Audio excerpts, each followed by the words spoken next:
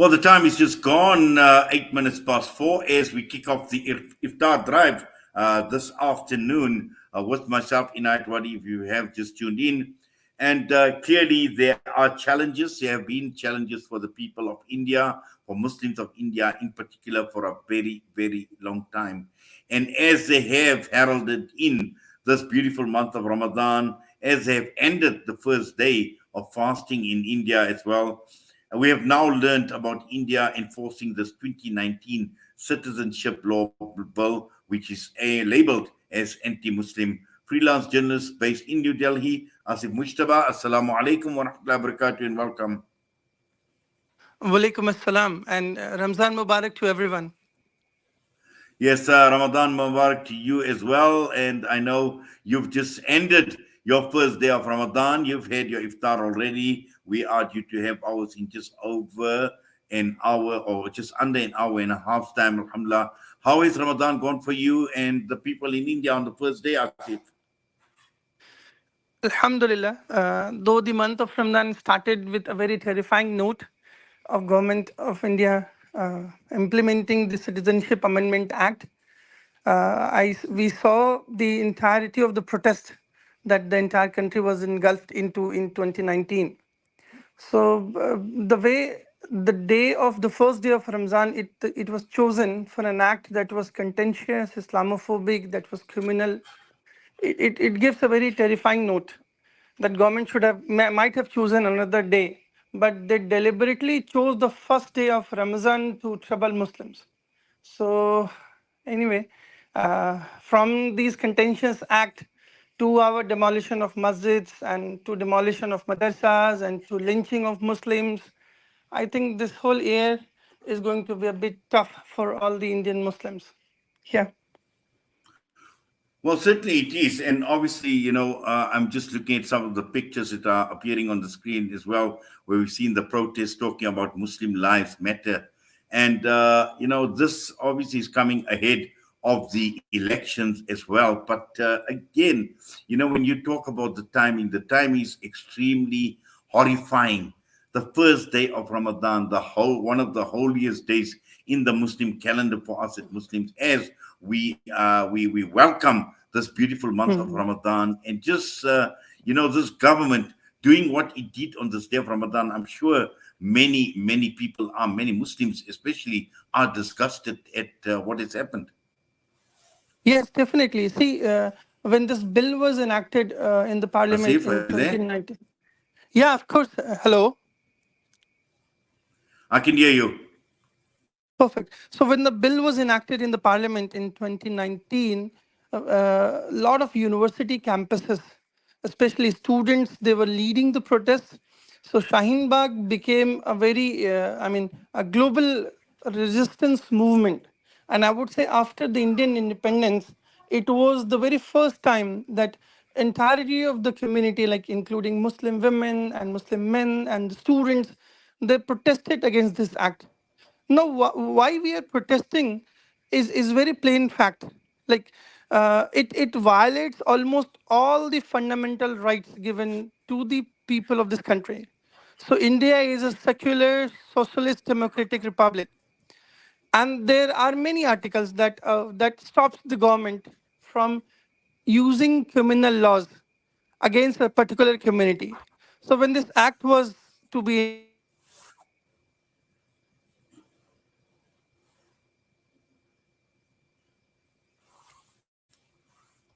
I think we have lost Asif Mujtaba. We have lost Asif Mujtaba. We're going to try and get hold of Asif Mujtaba on a better line, hopefully, because there are some problems with regard to the signal out in India. But essentially, I think what we need to understand, and also we're going to try and unpack when we get hold of Asif Mujtaba, where we've seen that with the protests that have erupted in India over Narendra Modi's government with regard to ahead of this national elections, it is clear that Delhi, which is going to be the epicenter of this demonstration that will be taking place against the legislation. And also there are critics in saying that this law actually discriminates against none other than Muslim asylum seekers only.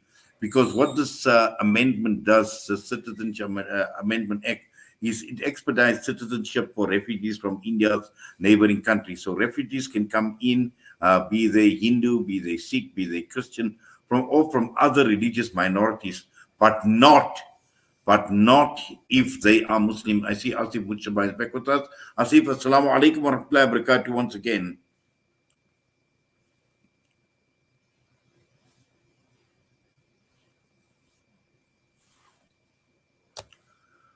Asif, assalamu alaikum.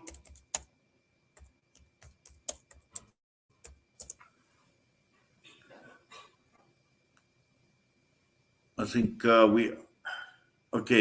we're going to try once more to try and get hold of AasifMujtaba. But as I was trying to say, and we must apologize for this because this is out of India. We're trying to get hold of him once again. But essentially, what I was saying that refugees can come into India where if they're from the Hindu, from Sikh, from Christian, and from other religious minorities, except if they are Muslim. And this is important for us to understand because as a result, we find that these benefits do not extend particularly to the Rohingya from Myanmar. And we know that they have been persecuted all around and also in India. And they have been persecuted in certain parts of Pakistan. They've been persecuted in certain parts of Afghanistan as well.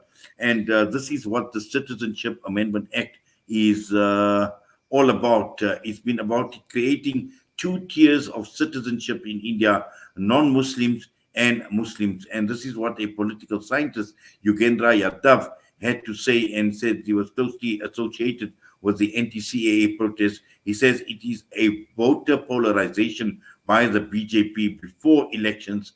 But he says, are we surprised? And AasifMujtaba is back with us. Asif, assalamu alaikum wa rahmatullahi wa barakatuh. Assalam. My apologies for the network. I was traveling, so it keeps on fluctuating. Yes, Asif.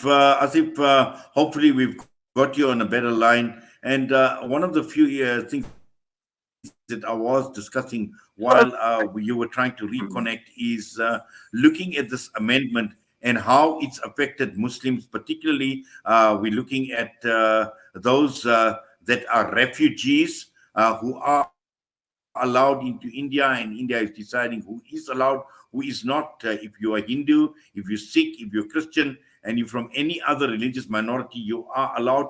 But if you are a Muslim, this is where this problem comes in.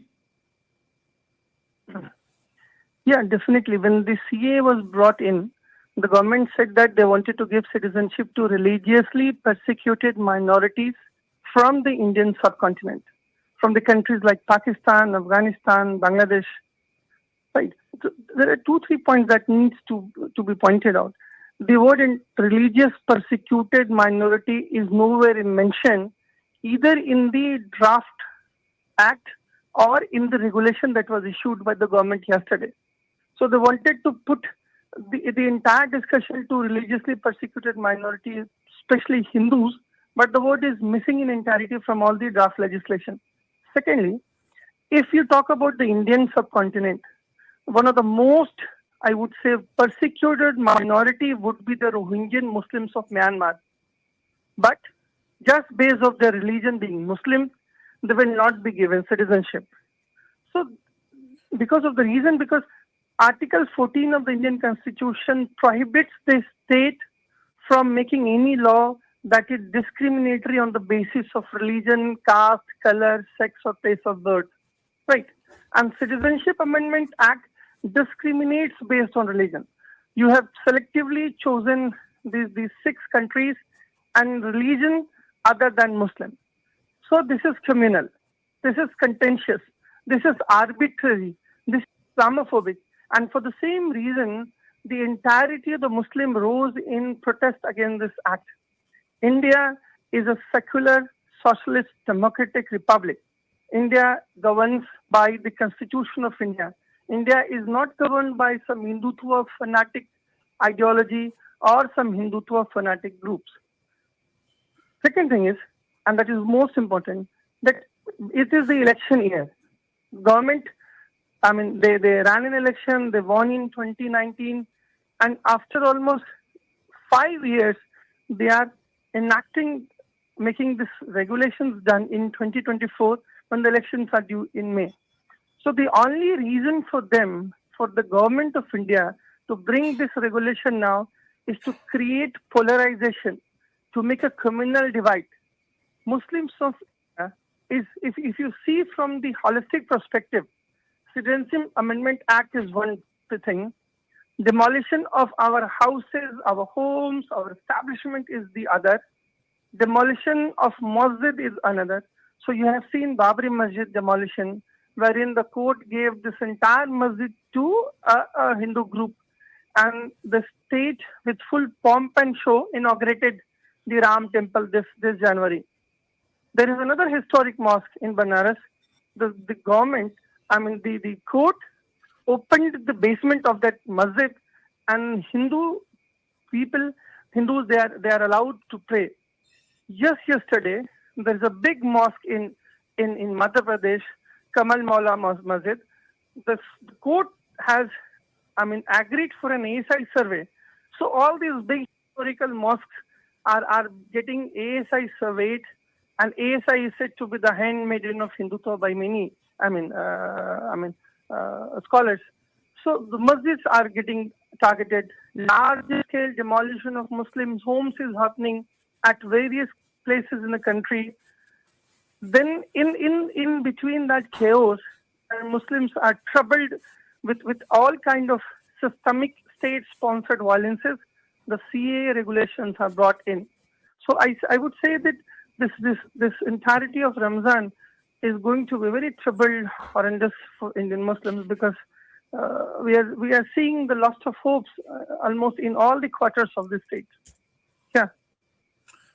Yes, but obviously the situation is going to be volatile at this point in time, because we know that there have been protests that have been taking place, and clearly, with the month of Ramadan here, it is difficult times. It is very, very difficult time for Muslims, and particularly we know Delhi in particular has seen some of the worst violence that has been perpetrated against Muslims as a result of the law here that was passed in 2019.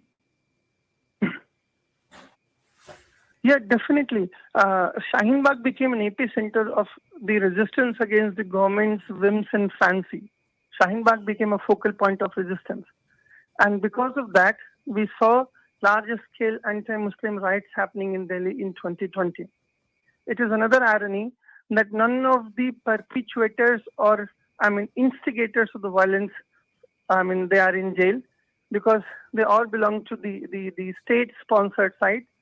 And all the Muslim activists who were involved in these peaceful anti-CA protests, they were labeled traitors, they were labeled instigators, and now they are in jail for the past 4 years against stringent, anti-terror laws. They are there in jail for almost 4 years now.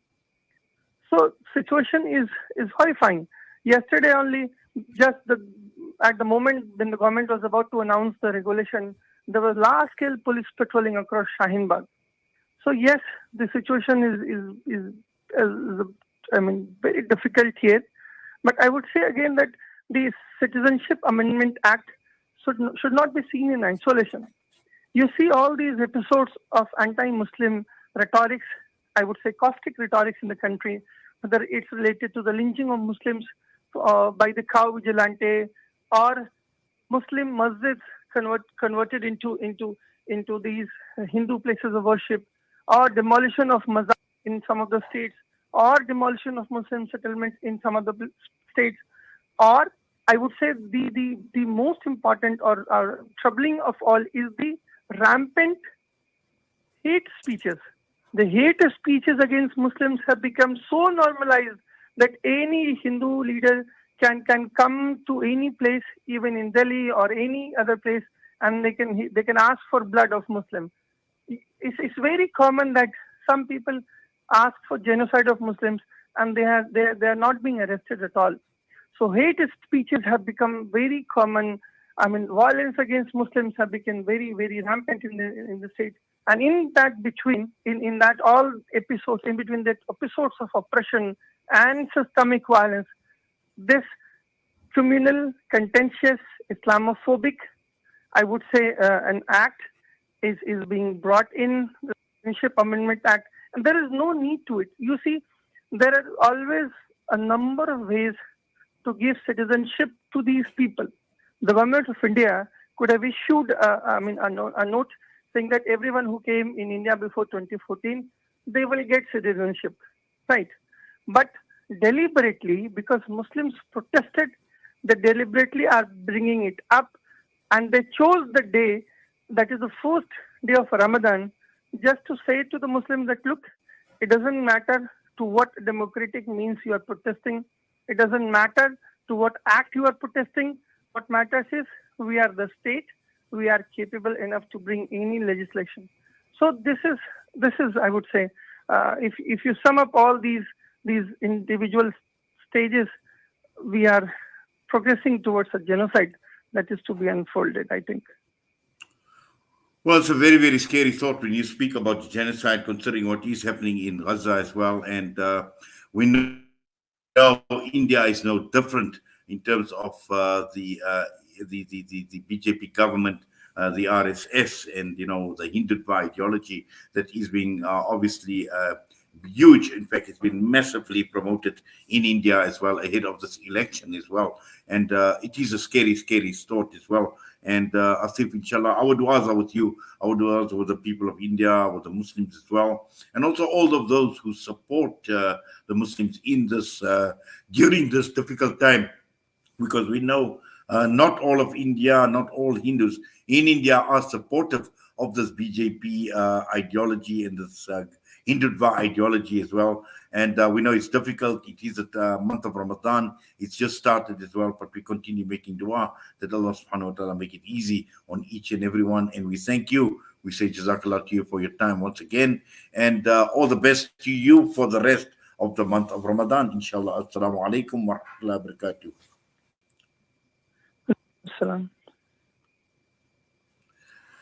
Yes, that was AasifMujtaba joining us out of India ahead of the Citizenship Amendment Act bill that was passed, and ideally for the Modi government on the first day of Ramadan, knowing fully well that this bill didn't go down too well. And here we have it on the first of Ramadan.